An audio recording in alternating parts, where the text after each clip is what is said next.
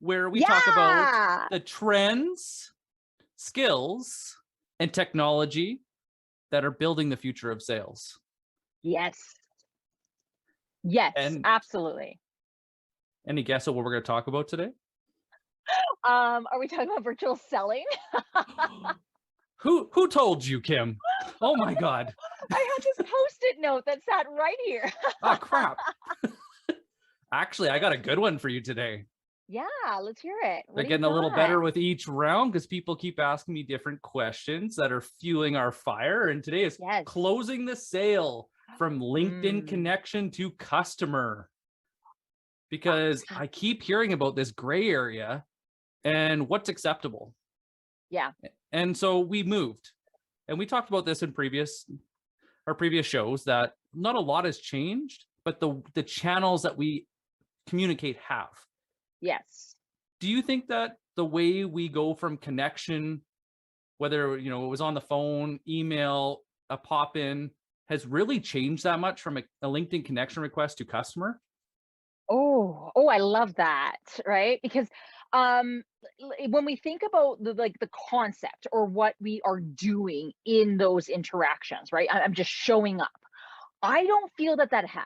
I feel that has always and will continue to always be the same, whether that is an email, even just like hey, I saw you at some Slack channel. I saw that you were attending some networking event, right? Where we're just showing up.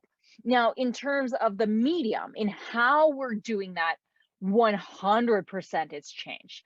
And I think this is where people are struggling to wrap their heads around this because when we did a pop-ins were so effective in sales. Mm-hmm. I just showed up, right? And I was like, oh, don't mind me. I'm just here. I'm being coy. I'm being cute. Right? I just want to put a face to the name. So when I call, you know who you're looking at, right? We can no longer do that. Now people are like, what's going on? And even if we thought about like from a personal standpoint, like, okay, Nick, like, have you ever had somebody show up at your door, like a friend or something, and then you like open up and you're like, what are you doing here? Even if they're a friend, like, why didn't you text first, What's right? up? Yeah, exactly. When I was growing up, I mean, my mom had a pot of coffee on all day just in case someone showed up. And today we don't have that. We like to know what is going on before it happens.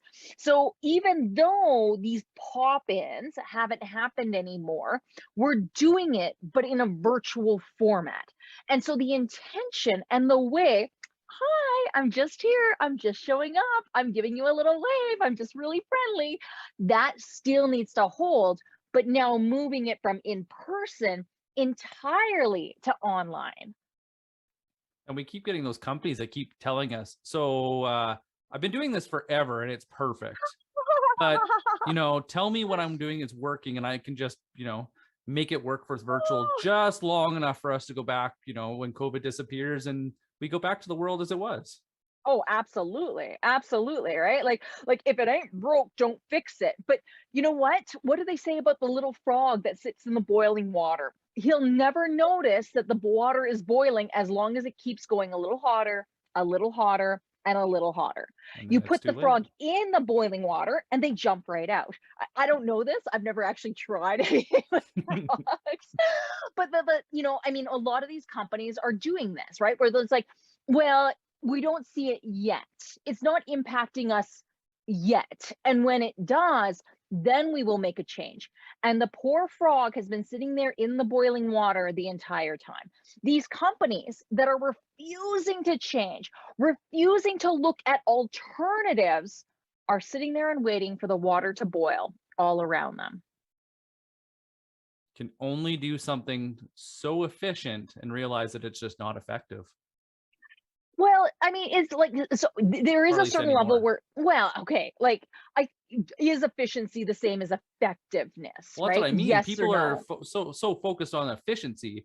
I need a better cold call script. I need a better email tagline. I need a better this. I need a better that. But it's not how people are buying. So how much better can you get at something that's not working? Like where's the where? Oh, Oh, I'm gonna argue with you on this. I'm Okay, bring arguing it. you Let's this, hear it. okay? Because Okay. when we're making change, I mean, change has to happen in like micro steps. We do not know what's going to happen until we see the impacts of this step.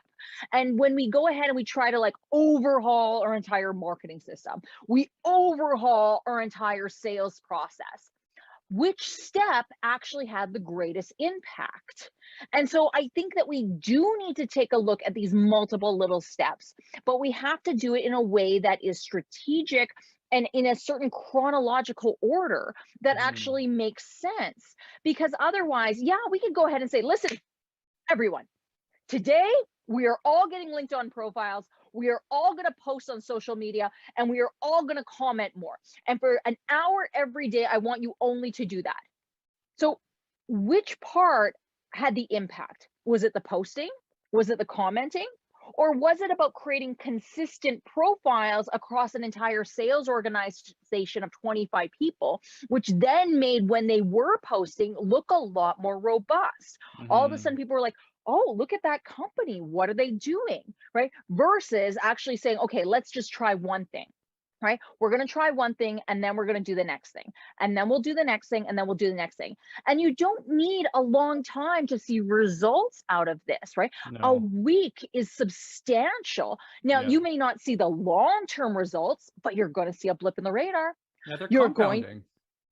I mean, LinkedIn does this so incredibly. I don't think enough people give LinkedIn credit in the fact that they actually have gamified how many profile views you're able to get. I think we, at one point, like back in the summer, we were having a contest on our team to be like, who's going to get the most profile views? I And don't we went remember ahead. that. Losers be losing. Yeah, I didn't show up on that one. No. But we want to, right? As a company, we need to look at this. I mean, this is the trends that we're already seeing, right? This isn't like every man for himself, right? When I was in sales 15 years ago, it was every man for himself. It was Mhm. do or like eat or be eaten was the Yeah. name Eat what of you the game. kill. Eat what you kill, and if you're not going to get it, like first prize is like, a steak knife, second prize is a I pink knew you were slip, going to go like to that is Glengarry Glen Ross.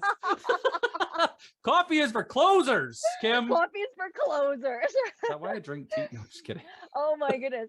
And so we need to watch these things. Now, Mhm. don't overhaul everything. Choose one thing, but don't overthink it, right? And it's like this becomes the contradictory statements that is sales, right? You need to like you have to take change in order to see impact of that, but don't change everything.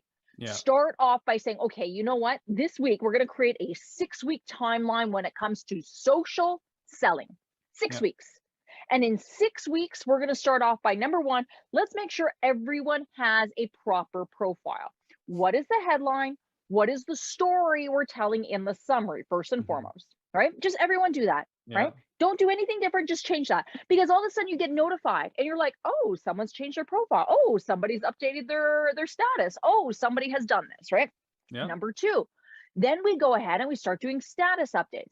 Now, I wouldn't tell your sales organization what everyone needs to do as a status update. I would say, we're going to status updates, and here is a bunch of examples of what you can do. We were Mhm. doing this with a team not that long ago, and you know which one we chose? Guess which one we chose? For status updates? Yeah, Trying to think of which because you can team do it all the was. different, I right? get something away from. I know the big one is I just got a promotion. I just got like the whole like digital resume.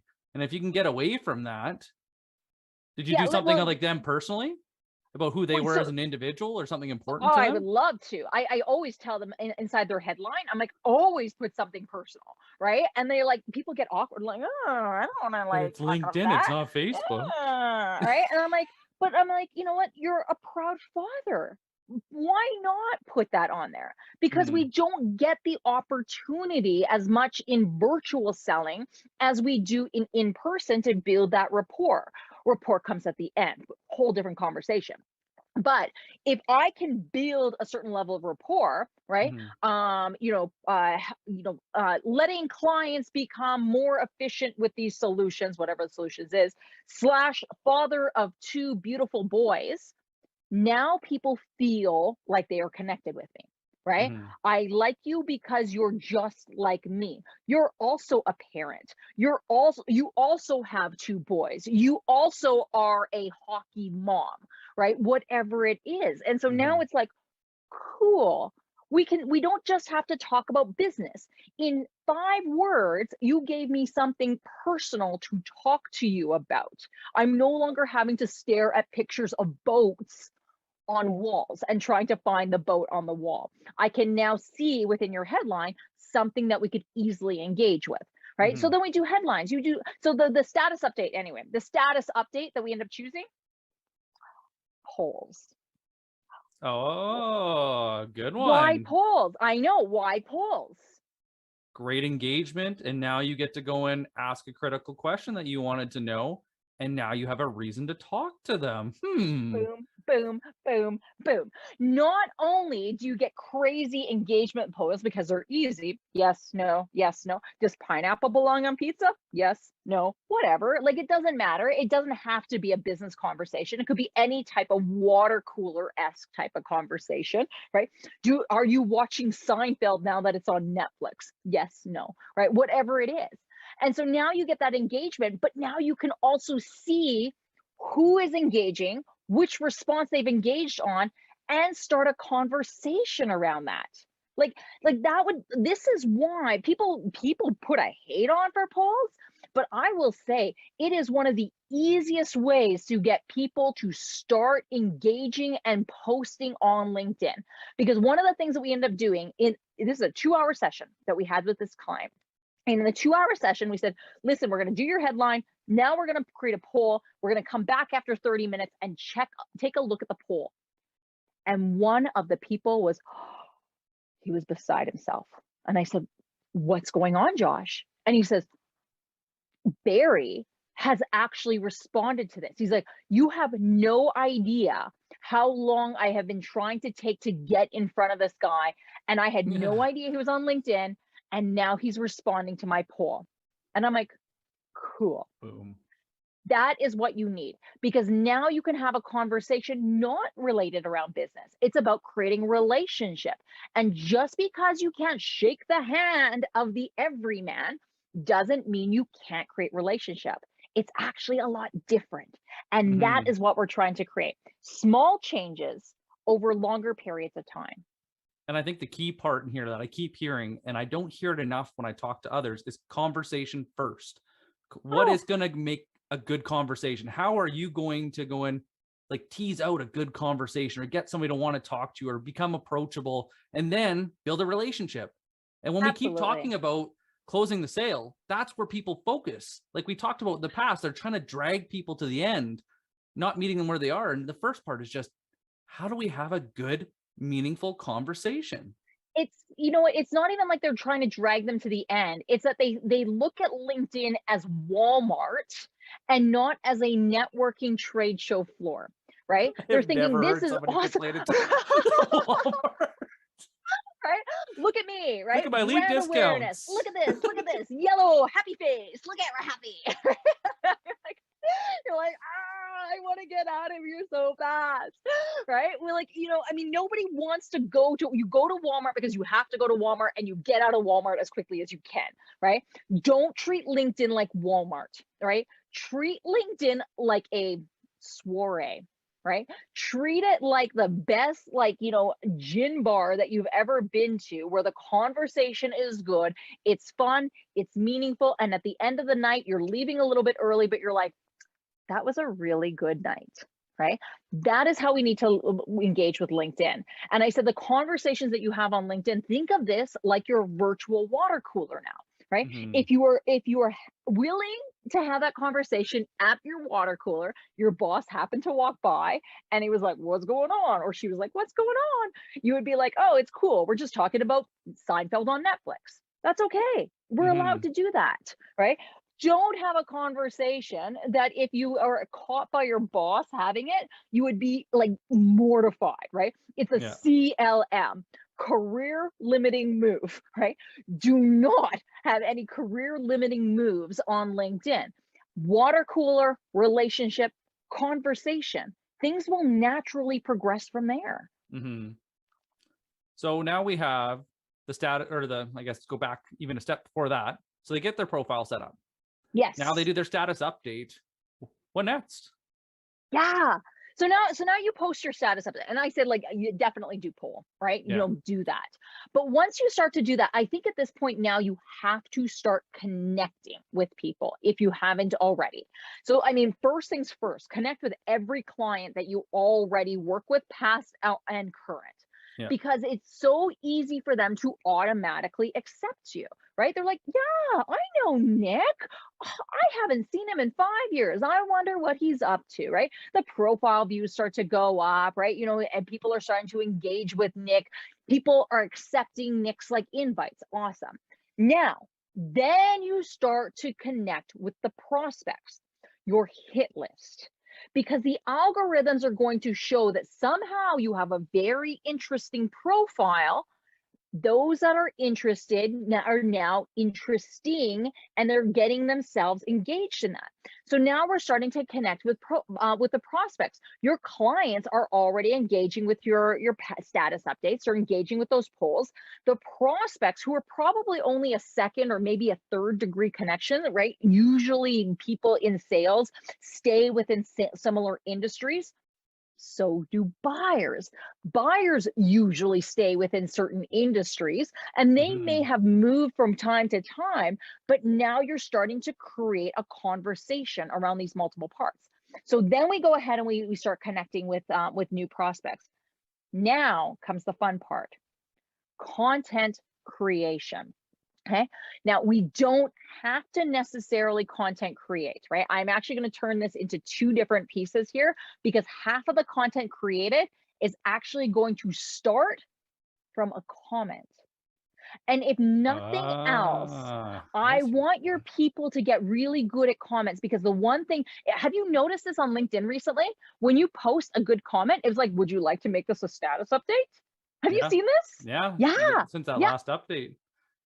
Right? Like, I mean, they have made it so easy to create a conversation now.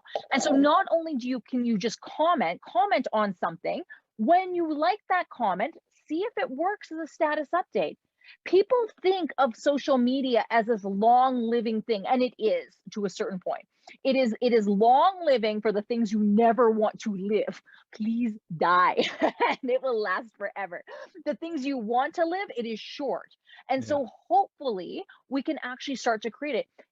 Just start looking at it like trying on a sweater, right? I'm trying on this one. I'm trying a new haircut. I am trying a new way of like parting my hair, right? You don't have to live with it forever. You're allowed to try it on. And this is why people are so afraid of using social media, especially LinkedIn, because they think this is my online resume.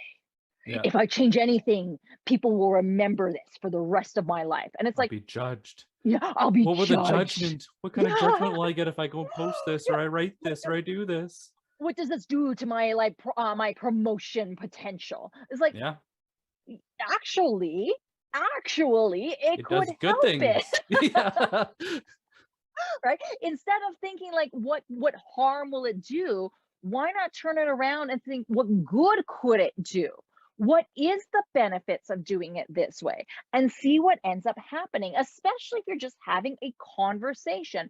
And so when we start those conversations, now this is when things really get exciting, because comments allow you to become a really good conversationalist. And people will always engage, whether we're talking about a virtual room or a physical room. People will always engage with the person who has a lot of opinions and a lot of things to say. Especially if they say their name, and they even there's some type of a compliment in there, or a juicy question. Always juicy questions, right? But here's the thing when it comes to questions, and this week yet again, we're going to go counterintuitive to sales process, because in a sales cycle, we want to ask open-ended questions, as many open-ended questions as we possibly can. In social media, in direct messaging, in email, we want to ask close-ended questions, right? Close-ended questions are strategic questions. And the reason why we want to ask close-ended questions in social, email, and direct message is because it's easy for someone to engage yes or no. Yeah. Yes, yes, I'm interested. No, I'm not interested. Yes, I'd like to hear more. No, not at this time, right? Where people are falling flat right now is when you set, I have a guy in my inbox right now, and he's like, he sent me several different messages, and I'm like, dude, I am so not interested, right? Giant pitch, didn't work. Did you see my last email? Yeah, I did, but I'm still not responding. Giant pitch. And he goes, and I'm like, listen, I thank you. Like, I'm really just not interested right now. Well, what challenges are you facing right now? Huh, go Oh, figure. You know what? I have so many people in my network. I'm going to respond to the one guy in my direct message that I have no relationship with and open up my heart to, right? To yeah. tell him the challenges. You know what my challenge is? Dealing with people that can't take a hint. Yeah, getting pitch But slapped endlessly from yeah, people that want to connect with me, and then hit me up with their pitch so fast that we it swings me right around. oh, you're just like, oh my goodness, like seriously, Seriously? you've told me two times what you do, and now you're going to open-ended question like, what challenges am I having? Like, how about starting off with something that, like, maybe you read on my profile? Because let's be honest here, I'm not a quiet person on social media. Right? You could probably find like 100 different things to have a conversation with me about. So why don't you do the work and find out what you could ask me as opposed to me having to do the work? But Hmm. regardless, right? What is an even better thing is, instead of what challenges do you have right now, how about do you suffer from, or how, like, are you like, have you solved X? Right? Find out something that maybe I have been actively complaining about. Find out something that I'm like, oh, wouldn't life be great if you could do this? Like, have you been able to find a solution for your email subject lines? Yeah, No. Oh, would you be interested in seeing some email subject lines that I've used in the past that have worked? maybe. Yes. Right. And now we're starting that conversation. You don't walk up to somebody and be like, hey, you're so cute. And I have all of these people that have dated me in the past. You have no idea how many people I have already swiped right on Tinder on, and I have all these different options. So how about we go ahead and have a date like Thursday at 9 o'clock? What do you say about that? You're like, Actually, let's skip the date and let's just go back to my house. That's pretty much what it is, right? It's oh, cringeworthy because they're it is they're cringe. skipping all, and it's even going back to the conversation of when do you take them off LinkedIn? When it's Yeah, ready, when they are yeah, ready, when it's natural and it makes sense. You yeah. wouldn't go on a date and just go and magically take someone home. You wouldn't ask somebody out on a date to your favorite restaurant if you were scared of what they were going to think about it. You Oh wouldn't my share your goodness. favorite music with someone that you didn't trust. But we do all these things naturally, but yet we go counterintuitive on our sales process, and it creates this ugly, gross experience that turns people off, and it makes LinkedIn this, oh, I don't even, Walmart, It's a Walmart Walmart Supercenter. experience. Honestly, right? It's like the people of Walmart next to the people of LinkedIn. Like, we could actually create a whole meme like Jeez. profile on this, because it is so cringeworthy. And the only thing you kind of want to do sometimes is just sit back and play with it and be like, what's going on over there? I want to see how this one's gonna play out. And so, like, I mean, that's it, right? Except when you're good, I mean, this is the same as cold calling, though, right? Like, what's the secret sauce to cold calling? Right? It's about being natural, right? Nobody picks up a phone and like, hey, would you like to do this? And like, hey, are you looking for architectural services today, now, or in the future? Like, like, nobody picks up a phone that way, right? It's like, hey, I saw your name on, a list. I was talking to Ruth, and she said that, like, you were somebody that I absolutely needed to connect with, right? How do you know Ruth? And all of a sudden we're having a conversation. And we need to have that same thing. Like there's so much power, even in the bare bones profiles.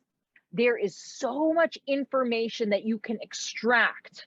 You just need to know where to look. And you don't And need you technology. You do not you need something don't. to go That's the biggest thing I keep hearing, and it pisses me off that everybody thinks you need technology to go, or some AI or machine learning to tell you everything about someone. Yeah, Zoom info is great. Yeah, some of these lead profiles are, something that can save you time, but they won't do the work for you.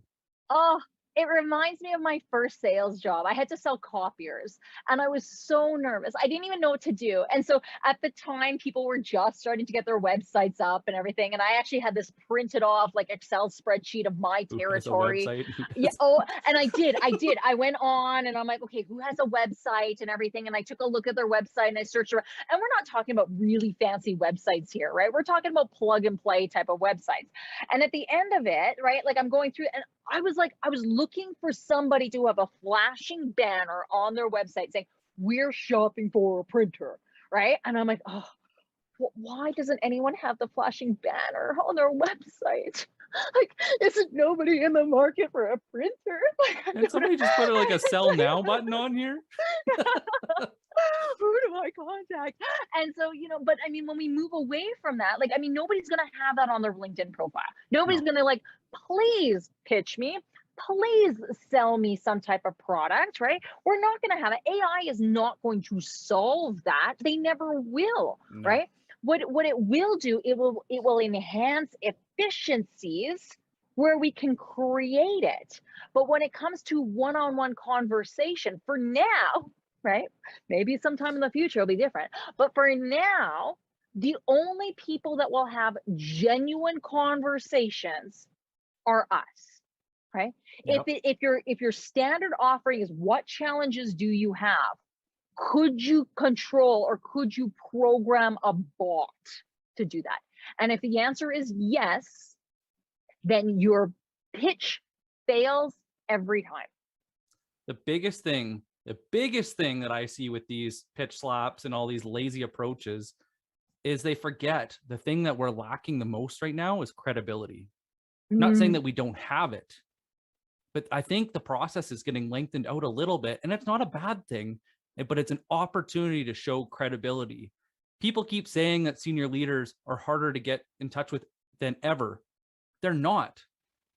They just want to know you did your research. And if you genuinely know their market or understand them as a buyer, and you can slingshot their process by educating them from day one, who wouldn't want to take that meeting? Oh, And absolutely. and that's like your whole discovery call is basically becoming like a credibility call, but you have to establish that credibility on LinkedIn, build relationships, build rapport, but we can't skip these critical points. And that's just what I see all the time. You don't have to post content. You do have to be a part of a conversation. Yeah. Right? You cannot stand around like a wallflower and be like, why won't anybody talk to me? Right? You have to be willing to engage, because if you're not going to, people are going to ignore you. And how are you ultimately going to say, well, that failed, right? You showed up to the party, you stood in the corner, you watched everything going on, and you left, and you're like, nobody talked to me. Well, of course not. You had nothing to say. So if you're going to show, thank you.